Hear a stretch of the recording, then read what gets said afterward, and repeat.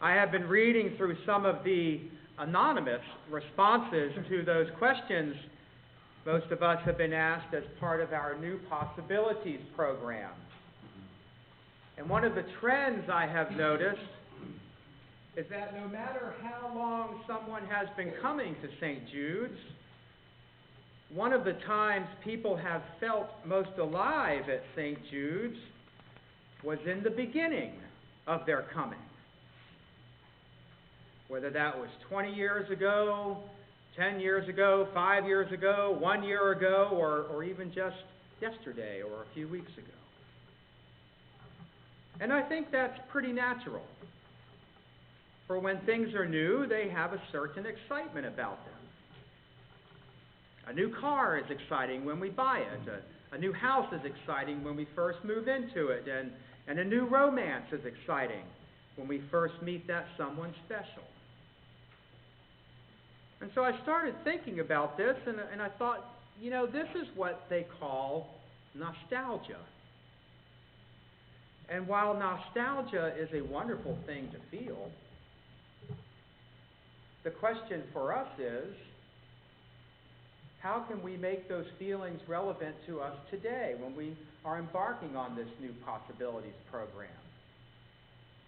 How can we use this nostalgia for something that once was to now help us move into something that will be? And how we decide to answer that question in the next phase of our New Possibilities program will determine what we become. And that next phase of the New Possibilities program, that's for everyone. Not just members of the church, but everyone who calls St. Jude's home. So please, as in your bulletins, I would like everyone to really try and come here on Saturday morning, March 14th, for your feelings and ideas about who we are and what we might be becoming are just as valid as anybody else's. We might differ a little bit, but we are all valid. And so with a little guidance and a little bit of faith, even if it's just as small as that mustard seed, we are going to come up with a good way of acknowledging all of our feelings and chart a beautiful way forward together. The one thing we can't do is go backwards. We can't go back and recapture those same feelings and do the same things we once did. Just as not a single one of us can go back and recapture like our youth or a previous waistline.